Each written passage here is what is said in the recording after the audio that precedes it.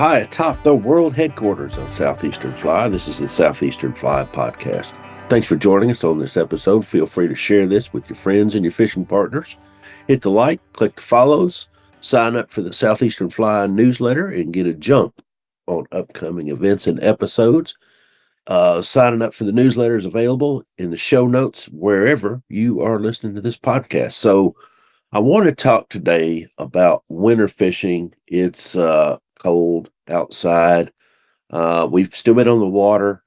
We've caught some really nice fish. Lost some really nice fish, and as usual, the small fish keep you entertained and ready for when the big fish actually bite. But I was going to prepare an outline, and I thought, well, I think I'll just tell you about the last time or two that we were on the water this week.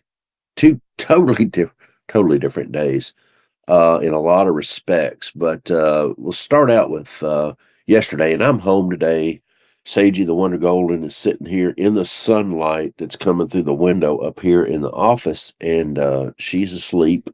And I don't know where the other one is, but I'm sure she's comfortable somewhere because B can get comfortable. So the dogs are in and got the day off. I've got just a few things I'm going to do, but I was up pretty early yesterday and messed with the dogs a little bit before I hit the door, grabbed my stuff, met my friend Pat. I wanted to try some things yesterday, and I don't like to try new things that I'm not sure that are going to work or they're brand new or that I don't like to try things that I don't have a lot of confidence in.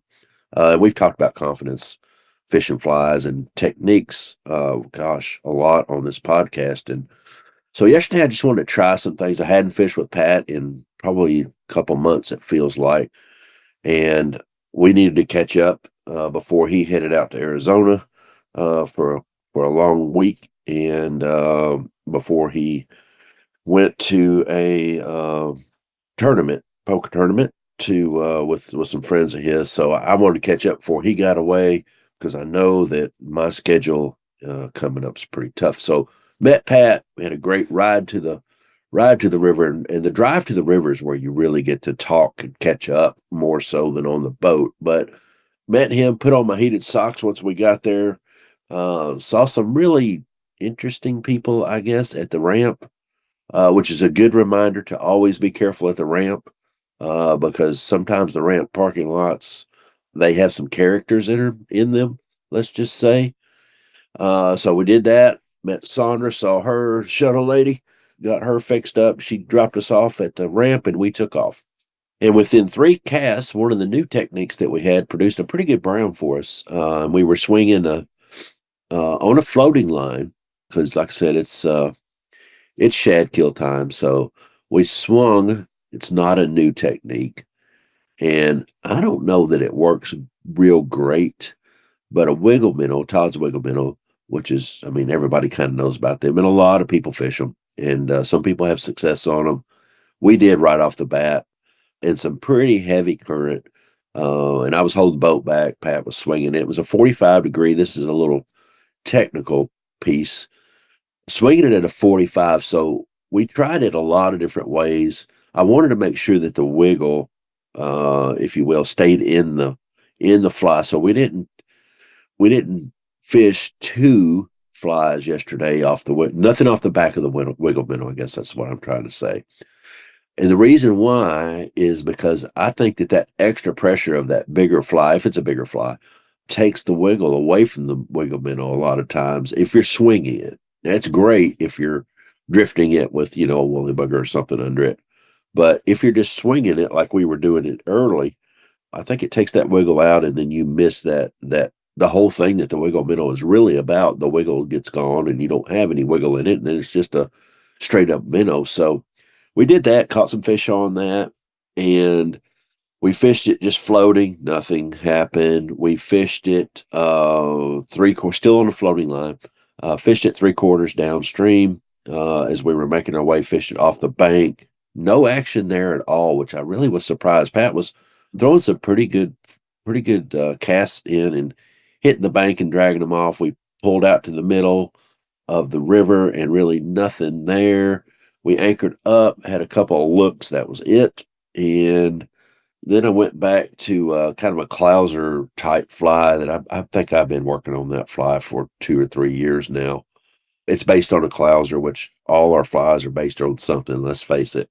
There's nothing really brand new. You take techniques and parts from other flies, it seems like, and build them into yours. And I know somebody's going to get send me an email that says, no, I've got a brand new fly, and that's great. But yeah, we this thing I've been working on, and so I'm to the point now with this one. I'm just kind of working on the profile, I think, is probably the best way to put it. I've got everything else done the way I like it. I like the hook. I like the way that I've got a lateral line in it. I like the eyes. Now I'm just monkeying around a little bit with the hair or the bucktail on it, as far as making it bigger and smaller. And can you see through it? Can you not? There's just a lot of things there, and that's just to tune in for certain times of the year. But it seems to be working pretty well. We caught a fish or two on it, and I got off of it to try some other things because that's what we were there for. It was kind of R&D day, but a lot of people will take these flies and throw them on the vise and toss them out there. And if they catch a fish, that's great, and they'll use them. And this is the only way to time. But I keep trying to refine this thing to where it's pretty powerful, and it's getting better and better every time I make a change on it. So, and I keep track probably just in my mind. I should write this stuff down, but gosh, the conditions are changing all the time.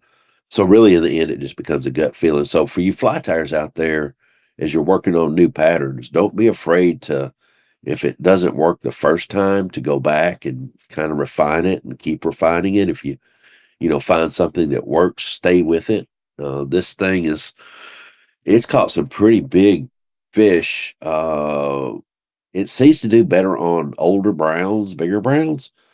I don't really see it catching a lot of stalkers and a lot of rainbows. It's almost a one trick pony, but we'll take the trick. I mean, that's a good trick to have. So yeah, so then saw a friend of mine, fishes gear, really a good angler. He and I trade notes sometimes and share a boat from time to time. Saw him. He sent a couple of pictures while we were there for a couple of really nice fish that he caught on gear. He's dialing that in pretty well. Saw a few friends of mine later on down the river, and it was good to see David out, Brent and Blake. David, good to see you on the river again from a long hiatus. Have kind of missed seeing you on the river. And Phil, good to see you as well. But yeah, so we just kind of anchored up a lot yesterday. Saw Andy yesterday. We were anchored up on shoals, so we saw a lot of people passing by and a lot of people running up and down the river with their motors. So got a chance to talk to a lot of people that you don't see during the year, or you see and you're working and you're just trying to focus. So we were able to stop and talk to several people, which was good. Went back, the water turned off, went to nymphs, but it was super deep, so it was spotty. The one thing I didn't try yesterday that I wanted to on a nymph was a white nymph that I've been working on, and just dead gummit, I forgot it. That's all there is to it. I just forgot completely all about it. But yeah, so about the time we changed over to nymphs, we got a text from Brent, and Blake, buddy of ours, was fishing with Brent and David yesterday. He caught the biggest trout of his life, which was really cool. Nice brown, big brown, really big brown, about 25 inches or so. Just a beautiful fish. And you'll see that this time of year. These fish are eating the shad, and the rivers are a little less crowded, which is good.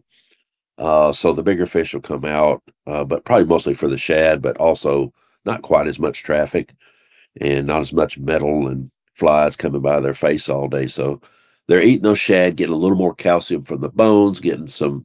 I'm sure fish oil helps them as well, like it helps us. So did that, saw them, saw Brent, sent that picture that Blake had his biggest fish, which was awesome. We started wrapping the day up.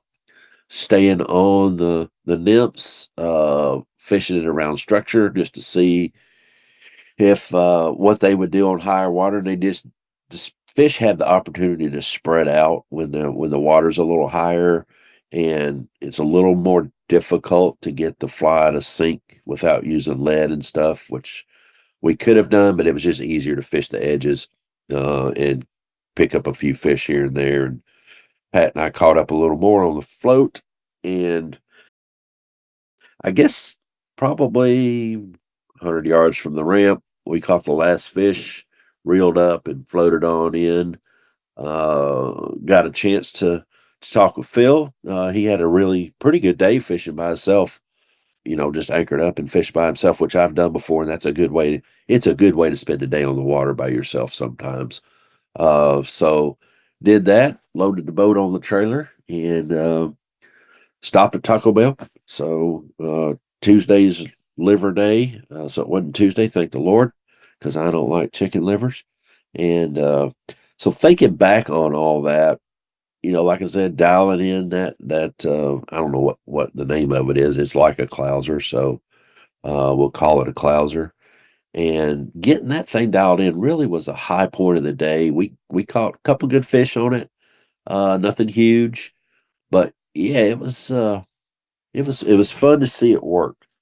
So all the time spent on the vise and just thinking and tweaking and tinkering is always good. Piddling with it, I piddle with it a lot.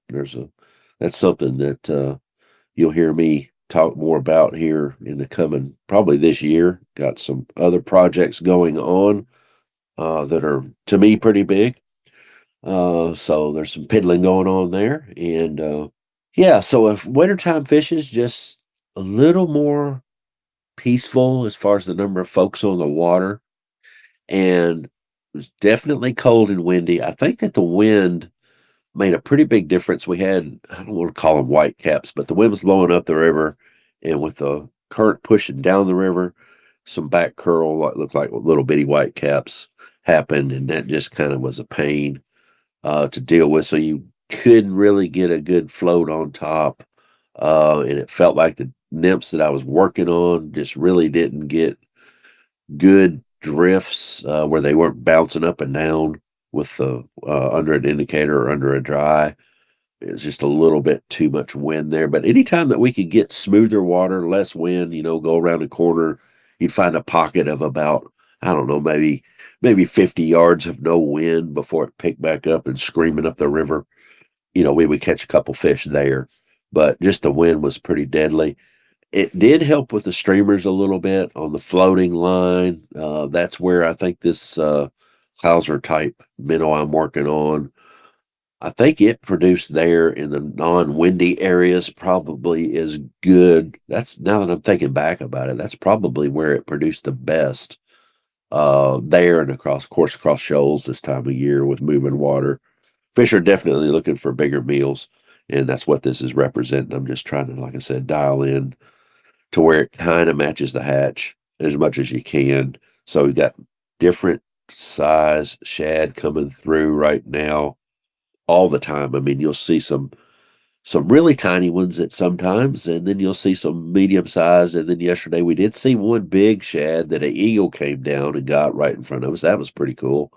But there weren't enough shad yesterday to imitate a real good shad kill, so that's why we ended up on streamers and nymphs nymphs late in the day after the water started going down. So just I don't know. I just thought I wanted to let folks know that from day to day it changes. If you go out and it's not a great day, especially in the winter, it seems like wind and pressure and sunlight versus cloud, all that stuff can make a difference. I don't know if it makes as big a difference as we want to put on it, but yeah, just try to get out. If it doesn't work, go back, try it again. If it's different conditions, try to adapt to that or stay the same. Set yourself a baseline. I'm big on setting a baseline, which I've done with this Clouser type minnow. Set a baseline, and I can always go back to the baseline. Now, the baseline will change from time to time if I make a big change and it works better. So, just keep getting out as much as you can. I mean, it really truly is about time on the water. I don't get to fish a ton, but wintertime's kind of my time to get to fish and try different things with a rod in my hand instead of fishing through somebody, which is cool to fish through somebody and get them to do what you need them to do, and it works. But just working on different things. Yesterday felt like the Clouser minnow pattern thing. I guess I need to put a name on it. I felt like we made progress on it, but overall, I felt like the day was a little slower. Most of the folks that came by said, yeah, it was a okay day, but it wasn't, top 10 or anything. And I kind of felt like the same way for us. Some things, places that we stopped, and we usually stop and maybe pick up a fish. We didn't, or we didn't pick up two or three in the same spot like we sometimes do. So yeah, I mean, we just got to keep getting out there and getting back after it, and dialing it in more after however many years I've been doing this. You'd think that I'd be able to go out there and just lay down some stuff and be able to bring a big fish every time, but that's just hard to do. It depends on conditions and things go coming out, what the fish are eating that particular day. So you just keep hammering away and thinking back about what worked on a day like this, and keep going and keep trying what you can try. You just got to be out there. That's all there is to it. Anyway, hope you enjoyed this kind of a recap of a day in the winter. The best thing I can say about yesterday was it was good company, a couple good fish, some small that look like stockers, or a little more. You can tell they're kind of fat. The heated socks are awesome. Highly recommend them.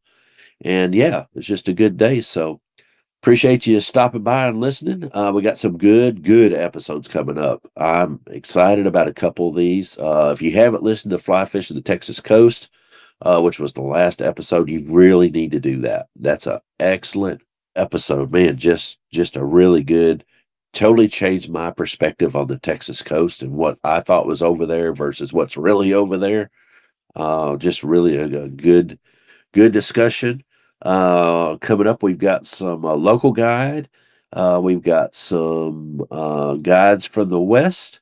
We got some technical episodes coming up for those of you maybe that are thinking about boats. Just a lot of good stuff coming up on the horizon this year. So yeah, really looking forward to this year. Got some good thoughts to get out there. And so anyway, hope you enjoyed this. Thanks for stopping in. Thanks for joining us on this episode. Feel free to share it with your friends and your fishing partners. Give us a rating if if you want to give us a good rating, that'd be awesome. Wherever you're consuming your podcasts, hit the like, click the follow, sign up for the Southeastern Fly newsletter. There's some good stuff in there. Get you a jump on upcoming events. It's available wherever you're listening to this. So yeah, you just listened to Wintertime Fishing, which was a recap of a couple of days on Southeastern Fly, and we'll see you next time.